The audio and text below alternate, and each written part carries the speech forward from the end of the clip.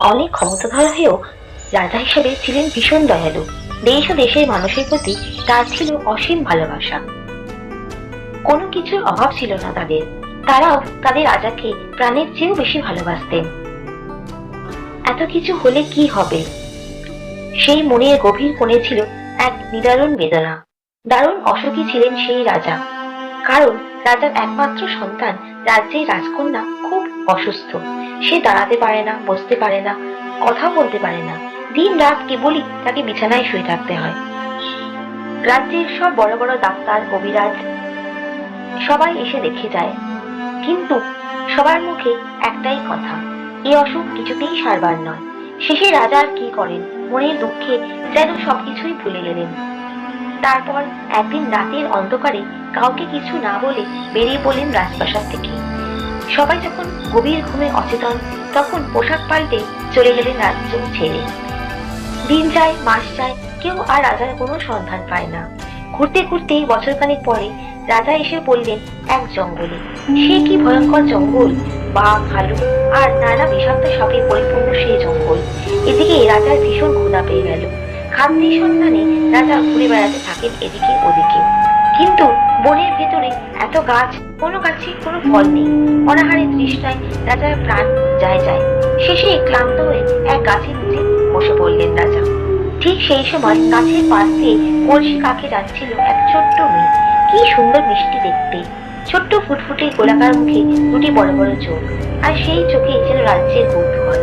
রাজা তো ভীষণ অবাক, কি আজব ব্যাপার! এই ভয়ঙ্কর জঙ্গলে এত সুন্দর ছোট্ট মেয়ে এলো কোথা থেকে? রাজা মেয়েটিকে ডাকলেন। মানুষের কণ্ঠ শুনে মেয়েটি তো প্রথমে অবাক, পরে রাজাকে দেখতে পেয়ে এগিয়ে গেল। মেয়েটি এগিয়ে যেতেই রাজা বললেন, মা, দারুণ তৃষ্ণা পেয়েছি, একটু জল খাওয়াবে? মেয়েটি জল দিতেই রাজা যেন প্রাণে বাঁচলেন। তারপর বললেন, কে তুমি মা? এই ভয়ঙ্কর জঙ্গলে একা একা কি করছো? এখানে এলেই বা কোথা থেকে? থেকে মেয়েটি জানালো, এই জঙ্গলের মধ্যে একটা ছোট্ট কুটিরে মেয়েটি তার মায়ের সঙ্গে থাকে। বাবা মারা গিয়েছেন জন্মের আগেই। আগে মা আর মেয়ে দুজনে জঙ্গল থেকে ফুল তুলে মালা গেঁথে বিক্রি করত। মা অসুস্থ বলে এখন তাকে একা একাই সব কাজ করতে হয়। সারাদিন ফুল বিক্রি করে পানি নিয়ে বাড়ি ফিরছিল মেয়েটি। আর তখনই রাজার সঙ্গে দেখা। মেয়েটির কথা শুনে ভীষণ দুঃখ হলো রাজার। এত ছোট্ট মেয়ে, অথচ কত কষ্টের জীবন তার। সেই রাজাকে বলল, চলুন আমাদের বাড়িতে, আমার মা আপনাকে দেখে খুব খুশি হবেন। মেয়েটির কথা রাজা কেমন যেন অভিভূত হয়ে গেলেন। মেয়েটির সঙ্গে তাদের বাড়িতে গিয়ে দেখেন একটি জীর্ণ পণ্য কুটির। ভেতরে একটা পাটি বিছিয়ে শুয়ে আছে এক অসুস্থ নারী। মেয়েটি মায়ের সঙ্গে রাজার পরিচয় করিয়ে দিল। মেয়েটির মায়ের সঙ্গে অনেক কথা হলো রাজার। রাজা কিন্তু নিজের পরিচয় দিলেন না। কেউ বুঝতেই পারল না যে তিনি আসলে একজন পরাক্রমশালী রাজা। কথা প্রসঙ্গে রাজা জানালেন, এই মেয়েটির জন্ম আর তার নিজের মেয়ের জন্ম একই দিনে। ভীষণ কৌতূহল হলো রাজার। মেয়েটির প্রতি তার আরো তীব্র মমতা তৈরি হলো। সে সারাক্ষণ মেয়েটির সঙ্গে সঙ্গে থাকে, তার সঙ্গে গল্প করে, তার জন্য বন থেকে ফুল কুড়িয়ে আনে। শেষে ফুল দিয়ে মেয়েটি মালা গাঁথে। এমনি করেই দিন যায়। মেয়েটিকে পেয়ে রাজা যেন সব দুঃখ ভুলে গেলেন। মেয়েটিও যেন ভীষণ খুশি। এই মানুষটিকে সেও একসময় বাবা বলেই ডাকতে শুরু করে দিল। এদিকে এক রাক্ষসী টের পেয়ে যায় ব্যাপারটি। সেভাবে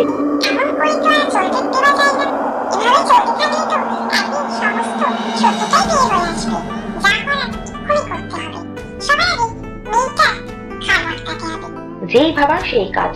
একদিন বন থেকে রাজার ফিরতে দেরি হয়ে যায়। ওদিকে সন্ধ্যাও ঘনিয়ে আসে। বাবা তো ফিরছে না। দুশ্চিন্তায় মেয়েটি ছোটাছুটি করতে থাকে।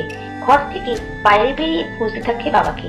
সেই সুযোগে রাক্ষসীটি এসে মেয়েটির উপর ঝাঁপিয়ে পড়ে। মেয়েটি তো বাবা বাবা বলে চিৎকার শুরু করে দেয়। আর ঠিক সেই সময় রাজা এসে উপস্থিত। রাক্ষসী পথের মন্ত্র তা জানা না। বহু দুষ্ট রাক্ষসীকে এড়াতে উচিত শিক্ষা দিয়েছেন তিনি। সরাসরি আক্রমণ করলেন রাক্ষসীকে।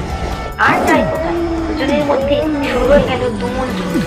শেষ পর্যন্ত মন্ত্রের জোরে রাজা যখন রাক্ষসীকে প্রাণে বধ করতে গেলেন, তখন রাক্ষসী কেঁদে কেঁদে কাকতি মিনতি করে বলল, হে পরাক্রমশালী বিক্রমপুরের রাজা ধীরাজ, দয়া করে আমাকে প্রাণে বধ করবেন না। তার চেয়ে বলুন আমাকে আজীবন দাস বানিয়ে রাখুন। বিনিময়ে আমি আপনাকে রাজাকে এমন এক সত্য বলবো যার কারণে আপনার এত কষ্ট। কি সত্য? রাজকন্যার অসুখের পেছনে কোনো সত্য আছে নাকি? রাজার বেশ কৌতূহল হলো। তিনি রাক্ষসী প্রস্তাবে রাজি হলেন। তাকে না মেরে জানতে চাইলেন সেই সত্যের ইতিহাস। রাক্ষসীটি তখন বলতে শুরু করল। এই রাক্ষসীর মা তক্ষকিনী রাক্ষসী, তাকে মঞ্চবল অপরাধ ছিল রাজ্যের প্রজাদের ক্ষতি সাধন। তখন এই রাক্ষসী প্রতিজ্ঞা করে মায়ের হত্যার প্রতিশোধ নেওয়ার। সবকিছুর বিনিময় হলেও রাজার ক্ষতি সাধন করবেই। আর সেজন্য রাজার স্ত্রী যখন সন্তান সম্ভবা, তখন সে জাদু বলে রানীর গর্ভ থেকে রাজকন্যাকে সরিয়ে এই কুটিরে নারীর গর্ভে স্থাপন করেন। রাজকন্যার জন্ম হয় এই কুটিরে। এই মেয়েটি আসলে রাজার মেয়ে, বিক্রমপুরের রাজকন্যা। ওদিকে রাজার ঘরে জন্ম নেওয়া অসুস্থ শিশুটি আসলে রাজকন্যার অর্ধাংশ। ওদের দুজনকে যদি কোনো পূর্ণিমা রাতে এক বিছানায় শোয়ানো যায়, তবে তারা দুয়ে মিলে সম্পূর্ণ মানুষে পরিণত হবে। রাক্ষসীর কথা শুনে রাজা মেয়েটিকে বুকে জড়িয়ে নিলেন। মেয়েটিও তার মাকে নিয়ে ফিরে এলো রাজপ্রাসাদে। বহুদিন পর রাজাকে পেয়ে প্রজারাও ভীষণ খুশি। সঙ্গে রাজকন্যা পাওয়ার খবরে তাদের তো আনন্দ আর বাদ মানল না। তারপর এক পূর্ণিমা রাতে দুই রাজকন্যাকে এক বিছানায় শোয়ানো হলো। পরদিন সকালে দেখা গেল ঘর থেকে বের হয়েছে এক অনিন্দ সুন্দরী রাজকন্যা। বিক্রমপুরের রাজা, রাজকন্যা, প্রজা সবাই মিলে সুখে শান্তিতে দিন কাটাতে লাগলো। আর সেই দুষ্টু রাক্ষসী রাজার দাসী হয়ে দিন রাত তাকে করতে হয় শত শত কাজ। এভাবেই সে তার অন্যায়ের প্রায়শ্চিত্ত করতে থাকে।